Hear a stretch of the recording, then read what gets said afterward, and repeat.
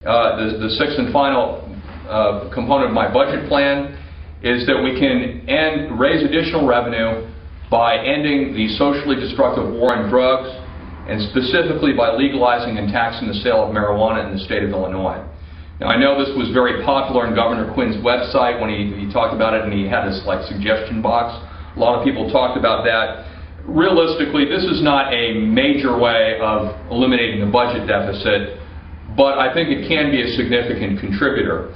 And there again, you're looking at both the cost and the revenue end of it, because we waste tremendous resources in the criminal justice system and the prison industrial complex on what amount to basically victimless crimes. You know, people smoking marijuana, and we waste so much resources on this. So I believe we can better expend our public resources than on doing things like this. When I talk about ending the war on drugs, I'm not talking about what are clearly serious drug abuse problems like methamphetamines. Some things still need to be criminalized, but for the most part, we need to start treating the drug problem as what it is, more of a public health problem rather than a criminal justice problem. We'll get better results. It'll save society money in the long run and in the short run. And with respect to marijuana specifically, it's very difficult to predict what kind of revenue that you would be able to generate from something like this. But if we basically taxed it in a manner similar to what we're doing now with tobacco, and we assume that we generate about 1/3 of the revenue that we generate currently by cigarette and tobacco taxes, that would raise about another $200 million.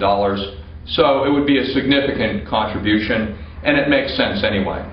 So this is my program for solving the budget deficit crisis and actually generating more revenue to serve the public policy goals that I believe most Illinoisans support. It would actually, when you total up the figures, we would not only eliminate the structural deficit of $13 billion, I have 13.5 based on another estimate of the Center for Tax and Budget Accountability. But whether it's 13 or 13.5 billion, we not only eliminate that, but we generate additional revenue, and that can move us towards some of the important social goals that we need to adopt in Illinois, and that we can move toward.